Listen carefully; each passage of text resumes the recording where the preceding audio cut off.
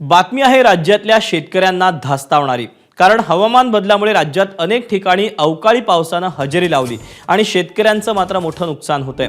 नाशिकमध्ये झालेल्या अवकाळी पावसामुळे 172 हेक्टरवरील पिकांचं मोठं नुकसान झालं, तर दिंडोरी येवल्यासह नाशिक तालुक्यातील 23 गावांना अवकाळी पावसाचा फटका बसला। या 301 शेतकऱ्यांचं मोठं नुकसान झालं। यामध्ये द्राक्ष, गव्हासह कांद्याच्या पिकाचा समावेश आहे। तर धुळ्याच्या शिरपूर तालुक्यातील 30 गावांना याचा फटका बसला। 30 गावातील 1528 शेतकऱ्यांचं 1241 हेक्टरवरील पिकांचं नुकसान झालंय।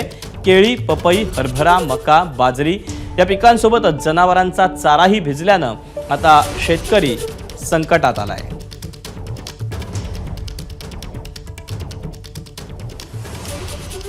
नाशिकमध्ये अवकाळीचा कसा फटका बसलाय, तर जवळपास 172 हेक्टरवरील पिकांचं नुकसान झालंय अवकाळी पावसामुळे।